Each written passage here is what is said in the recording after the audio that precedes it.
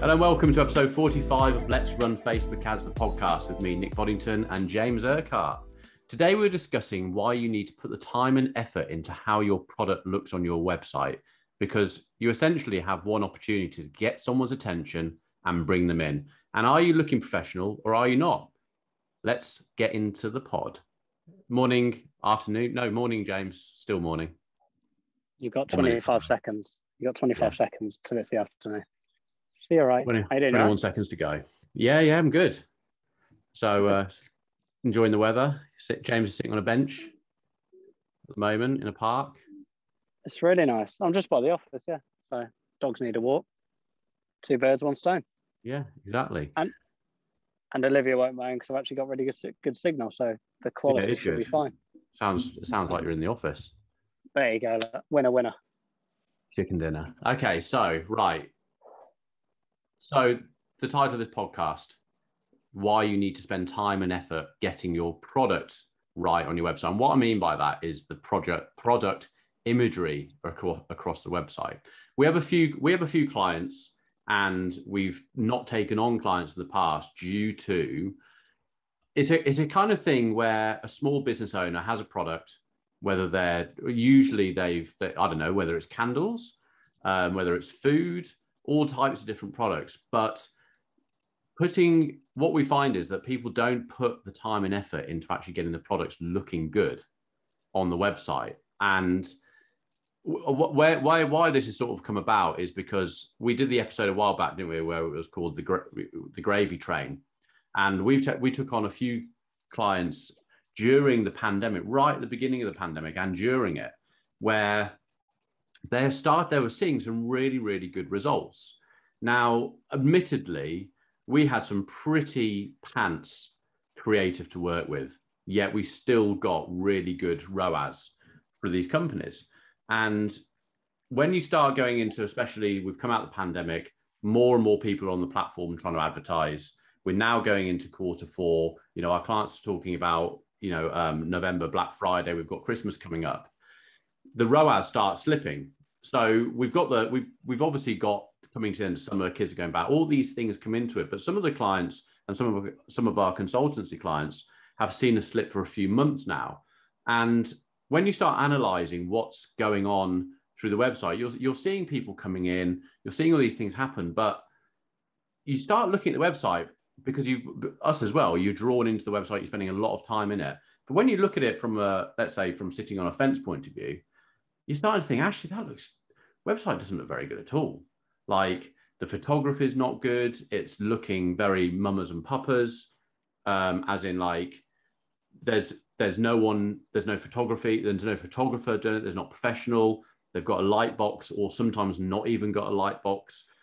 And it's going to make a really big difference to it, because essentially what you're trying to do is you're trying to go out to cold people, bring them into your ecosystem and get them to buy your product. But without looking professional, in this day and age, the consumer is very, very hot on whether they're going to make a choice of buying from a particular website or not. Don't you agree, James? Yes. What's your sort of take on it? Because the sort of clients we're talking about, and then we sort of reflect on it and think, I mean, they're comparing, and what they'll do in these particular instances, they're looking at leading companies in that sector and going, well, I want 6 ROAS, I want 10 ROAS. And it's like, I think it's hard because when you compare yourself to those massive brands that have the infrastructure, the money to be able to actually, make their products and services look, products especially, amazing. It's really hard because and we know, being in the industry, how much money and resource it's taken them to get to that stage. Yeah. And it's vast amount of money. One of our clients is he sells a snack product, food. And when you look at his particular market and you're, going up against some of the really big boys, it looks amateurish. That's the reality. Yeah, that's it. Amateurish. That's what I was looking for. Not non-professional, amateurish.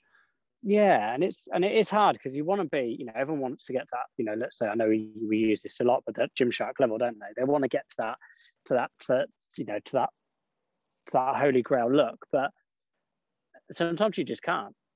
You can't do it. There's a local brand, apparel brand local to us, who's just started. A lad I used to go to school with, and he set it up, and he's now got some professional imagery. But actually, when you look at that professional imagery in comparison to, let's say, Gymshark, you're still a mile away. And that's not me being disrespectful. That's just the reality of, I don't have those resources available. So how can you do it? You have got things like light boxes that work for, certain products. But again, if we sort of go back to not only just the actual imagery, how else can you sell that product? Is this a good time, because you haven't got those resources? Is this a good time to then sort of flip it back on its head and go, why don't we go to that sort of video aspect, more, let's say, amateurish phone, like I am now, and actually describe the product, whether it's a trainer or it's a Snap product or it's a new t-shirt, actually go through that, and actually, like the QVC, like we said in the few months back now, probably a year now, in truth. Actually, maybe not trying to focus so much on those ones that are a million miles ahead, which you'd, to be honest, is, unless you're lucky, you're not going to get there, right? And I know that sounds really, really bad, but you just can't. You can't compete with these guys. They've got too much money. They've got too much resource. It's totally impossible. And they've got experts in their field. Just something else. This is you. Even though you're going to get, even if you had, let's say, half the budget, let's say Gymshark do, you still might not be able to get the professional experts in that marketplace. Yeah. So you may potentially never get there. Like, you may actually never get there. Yeah. But it's still got to have a level of professionalism, isn't it? It's got to still show what the product does and why that consumer would want that product. And I think that's where a lot of companies sort of miss the mark, in truth. Well, because you're completely, you know your product, you're completely all in with your own product, and you stop seeing what other people see. So like when we're analyzing the ads for that snack company, they're a new business, they got lots going on, it's hard, they're only a small team. We're looking at all the creative, and it's like, but we don't even know what product is. We don't know what's inside the packets. We can't see what's inside the packet. So you're basically showing a packet of something on an ad, but you're not showing what's inside it. Even when you go to the website, you're not seeing what's inside it, yet you're expecting someone to buy, a multi-pack of it. But they haven't tried it. They haven't seen it. The example, so it is really, really hard. I mean, with one of my consultancy clients who we mentioned before, where she sells bath bombs, she's obviously showing the bath bomb itself, the design of the bath bomb before it goes into water and dissolves. But then we started doing a bit of research and looked at Lush, which is, probably they're in Canada as well as England, so they must be all over the place. So a big company. Now you go on their website, they are showing the first image you see, which is a nice big image, is what the actual bath bomb looks like once it's dissolving in water, all the different colors coming out and the patterns. So it's starting to become more attractive on the eye, apart from just a bath bomb sitting on a white background.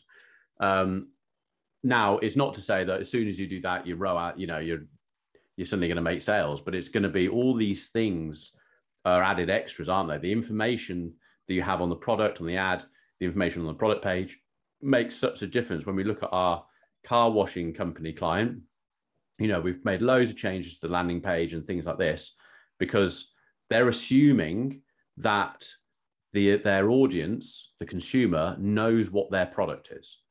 And I've been saying for months, I still can't see on your website. If I go in there, I don't know what your product is. They've changed it around, and they've seen their cost per acquisition come way down, their order volume go up, because suddenly people are interested they're seeing the ad, they're interested in what's going on, they click through, and now they're getting a full explanation of what that is all about, and then they're purchasing. And it makes such a difference. But, when you're talking about earlier about the big boys, you've got 3 seconds to stand out, or you've got to get across Facebook's algorithm and make sure that your ad's engaging. So you need to have an image that's going to engage with an audience.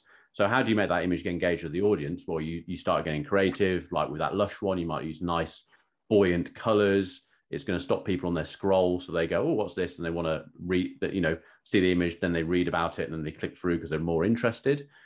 But the big boys, James, the multi-million pound companies, the Gymsharks of the world, they're still just showing an ad just like anyone else's. Their ad, apart from the creative, their ad's not looking any different to anyone else's. It's still an ad on the stream.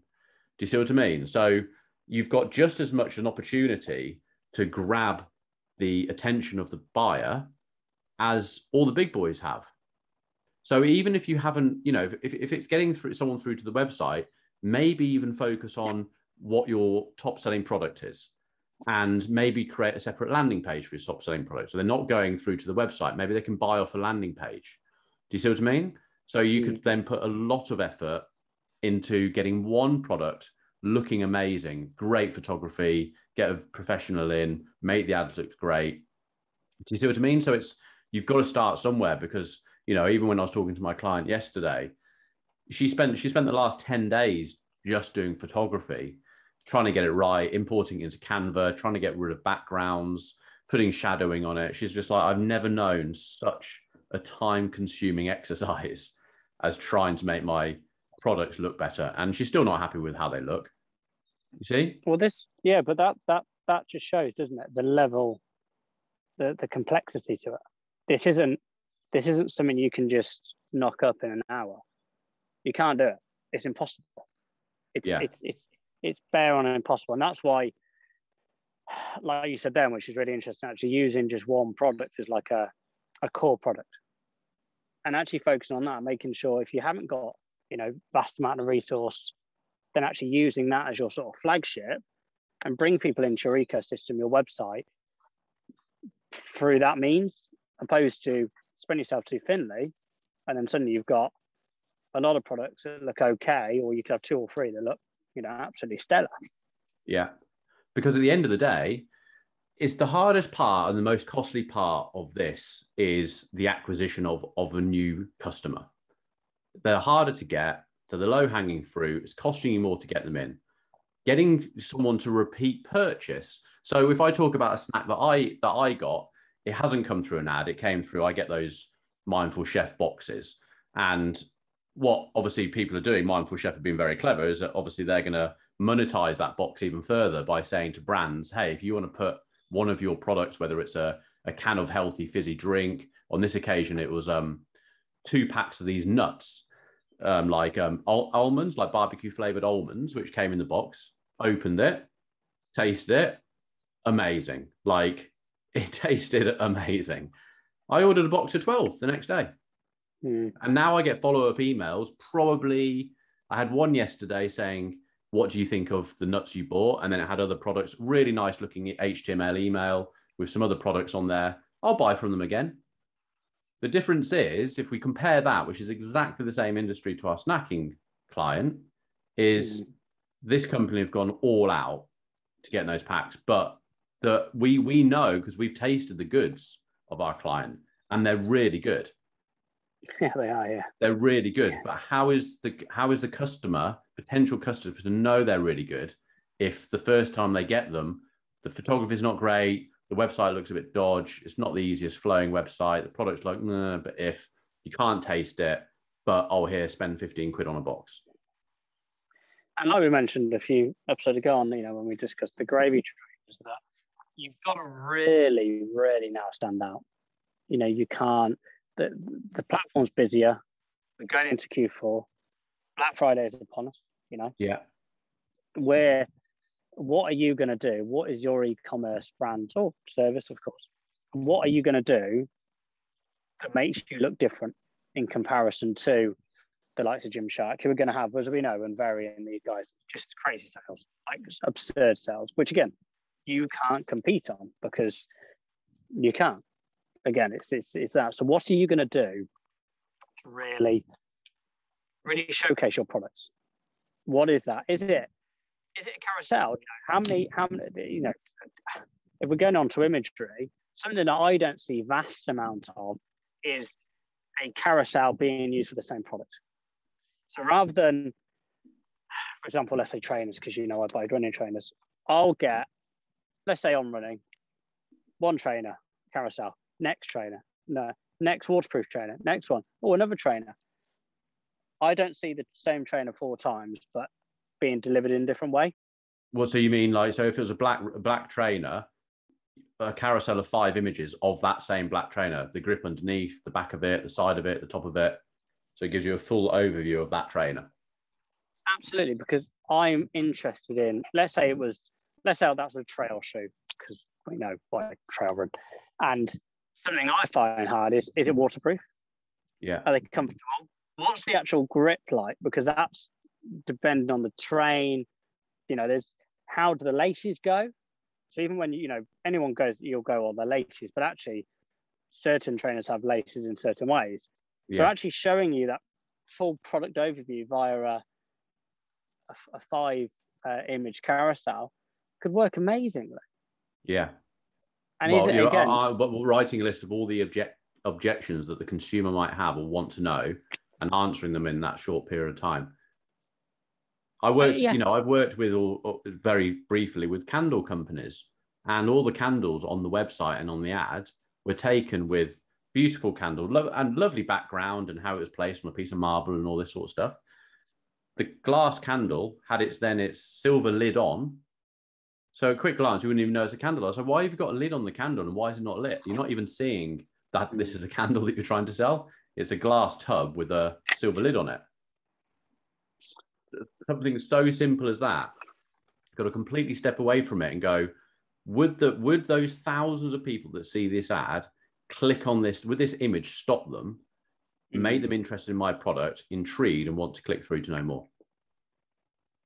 Or again, using carousel ads, you're able to do that. You don't have to rely on the copy. If copy is not your strong point, or again, you haven't got the resource or the means to do good copy, rather than just writing down a list of, the benefits of that product, it's keto friendly or it's vegan, all the, the usual boring stuff now, which again is white noise to most consumers. If you can show that somehow on a carousel, we've tested it and it does work.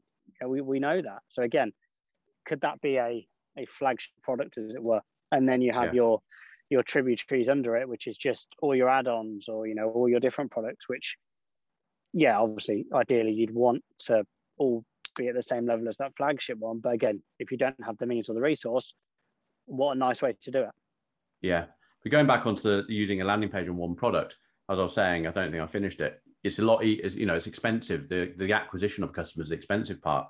Getting them to repurchase. So once they're, for instance, when I think about snack company, if I'd had that snack and then I'd followed a link through and gone to their landing page or whatever, or however I found them, and I love them so much, and then I typed in Curators, which is the name of it, into Google, and the website didn't look as good. I'm already halfway there because I've actually tried their product. It's great. So I've created trust in the actual brand and what I'm going to receive. So it might be an easier way for a smaller company to actually just use a flagship product and build it out in a landing page using lead pages or something that allows them to buy and purchase it from it. They can put a lot of information on that page.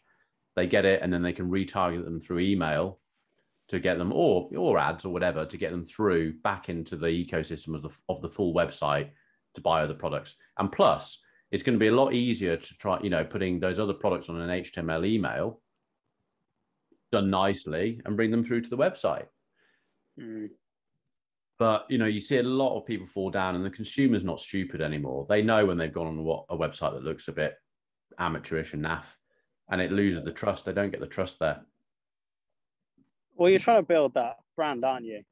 And I know we discussed this a lot, but you've got to get sales to create a brand. And if that landing page, or if you put a landing page in comparison to a website, it's not easy to make a landing page look more pleasing to the eye. Yeah. Than a whole e-commerce Shopify site, as an example, because it's hard. We're doing one for a client at the moment, can't we? A sportswear brand. Well, they're going to have. It's going to be the same. It's going to be the same position to start with. Luckily for them, they've got some brands in there. There's going to be a lot of photography that's coming with the products. Yes. But you see it with Shopify, don't you? As in like drop shipping. You know, someone sets up a drop shipping shop. We've had this before, and then they use they're buying from China, and they've used the creative assets that come from China to do with that particular product. And half the time, there's some Chinese people in the picture holding the product and stuff like that. And it's just like, yeah, but you're not selling in China. So you need to get that product and do your own. Successful drop shippers are doing that by getting the product themselves and redoing their own photography and creative and assets to then sell to the country that they're advertising in. Just doesn't look authentic, does it? You know, No. especially when you're a smaller e-commerce brand. You know, they do want to create their niche little audience, don't they? They want to create a brand and have a good audience, like a mini gym shop. They really want that. Now, if your imagery is a bit naff because you've just basically plagiarized it from a Burla or wherever it is, it's not really portraying the brand and your business where you want it to go, is it really? No. So really, it goes back to what we're always talking about, you know, to conclude this is you've got to be creative. Again, you've got to stand out. You've really got to stand out on this platform, other platforms, to get people into your ecosystem. You know, that's it's the first part of a whole, you know, I'm not saying once they're in there, they're going to buy your product, because that's another thing altogether, you know, getting them to landing page, getting them to add to cart and all this sort of stuff. But you've got to get them through the door. You've got to get that click-through rate. And if your click-through rate's pants and it's below 1%, there'll be a reason why. It's either your product's not wanted, it doesn't look good. You know, that's the other thing. Does anyone actually want the product? You know, have you created a product that no one actually wants? That's a podcast for a whole new day, Nick. But you're right, in terms of the creative, it's got to look good. You've got to really catch the eye of the consumer. Like I said, the platform's busy. It's going to get a lot busier in the next few months, as we all know. Yeah. You know, Christmas is, I saw a little thing pop up today, is 3 paychecks away. Absolutely. You know, suddenly you're like, wow, that's a lot sooner than you'd like it. So absolutely, I can't believe it's mad. Yeah, it's ridiculous. But I think using carousels is really still underrated. Yeah. Singular products. Why people aren't doing it to explain that product to that consumer, I think it's baffling. You know, but then you could actually, this is a question for you, I guess.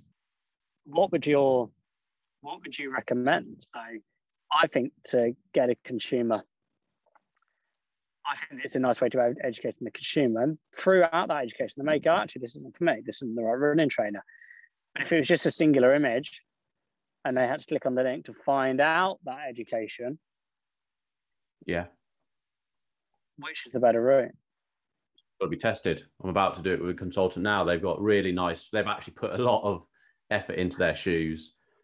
I knew you were going to say that. I know. But it comes down. You test the audiences, find an audience that's working, and then test out static image, carousel, and play them against each other, because there is no right or wrong. Because half the time I would say my first go-to is one singular static image. Seems to work most of the time better than other ways of doing things. You know, you've got all these different fancy things that Facebook allow you to do. Static images do work really, really well. Video works really, really well. Carousels, but you know, some of our clients don't have enough images to fill a carousel more than 1 or 2 images. So you've got to have a decent, you know, trainers is different because you're going to do all the different angles. But there's a lot of places. I mean, as I've been doing research for some different stuff for clients now, and I look at what their competitors are doing, some of those, you know, sports brands or whatever, you know, other retailers of different sports, they've got like 1 or 2 images of a trainer. You don't see the grip, you don't see the back of it, you don't see any of it. No. Too much reliance on the brand, and it's just going to get bought because it's the brand. So I think really, to conclude this, you need to step back from your business, have a look from the outside as how you think your business, your website is looking. How do you think your product pages look? How do you think your homepage looks? Are the images blurred? Are they in good? You've really, really got to pay attention to it, because you're trying to get a consumer won't just come to you and go, oh yeah, look, I'll just buy from them. there's a lot of decision making in the process, and there's a lot of competitors out there. Everyone has got a competitor, and a lot of them. And most people will go into very heavy competitive industries because it's easier to find products in those industries, because it's a vast, it's a higher selling product range or a sector. So there's going to be more people in it. So you've automatically made your life harder by having lots of other competitors. So yeah, I'd also say in terms of the imagery, actually making sure that it's right for the audience as well. Yeah. Well, I think we've covered off basically that topic. Probably got a lot of people who are watching this thinking, oh, great, now I've got to go and figure out how to do photography and make this look better. And it is true, because the clients I do talk about it, it is like they know how much time and effort it's going to take. But, with the client I was talking to yesterday, they're getting over 2 ROAS. They're making money off that. They want to make more. The gravy train was giving them 4 ROAS. It's not anymore. So it's now right. You've got to look at every aspect of that business now to make sure you're getting it right. So that to conclude, look at your business, come away from it, look at it from the outside, start getting really, really creative. If you haven't got loads of products, or you have got loads of products, but you've got a flagship one, see if you can have it as a standalone landing page, and put more effort into that one product and landing page to get new acquisitions in. And then you can retarget them through email, etc., to the rest of the website as you slowly adapt it. But remember, the person doesn't know any different. They don't know what your new website's going to look like because they've never seen it. But you've got to get the trust of a consumer to buy from you. And it is very hard to do if you're just not looking trustworthy and it's looking amateurish. In terms of imagery to audiences, I think that's definitely something that is overlooked a lot. Putting that same static image to all your audiences, rather than looking at the audience and going, what does that audience want? Yeah. So is it a parent? Is it a single dad? Is it 18 to 25 male? And actually then looking at that creative and going, is that going to resonate with that audience? Yeah. Because we do get think of it as every audience is a different marketing channel. It's a different marketing strategy throughout. But then obviously that's bringing more workload into or as I say, with this shoe one that I'm working with, find an audience that works with what you've got, get that working, and then start looking at other audiences and how you get to them with other ranges and things. Yeah. Otherwise, they're going to get too overwhelmed with it all in one go. Yeah. But it's definitely overlooked, but it's definitely not easy.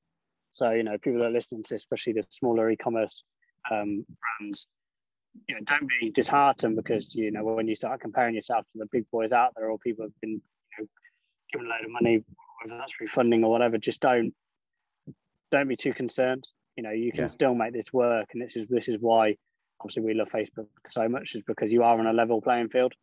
You really are. So it's, you can still make it work, but it definitely helps increase that brand loyalty and those click-through rates, and obviously how cheaply you can get that initial cost for acquisition. That's the key, isn't it? Yeah, absolutely. Okay, right, we'll call it there.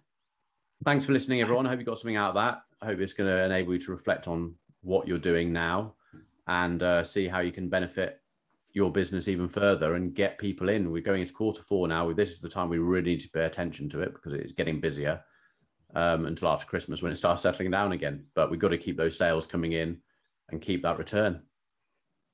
All right. We'll see you. Thanks, James, for your time, and we'll see everyone next week. See you next week, mate. Bye.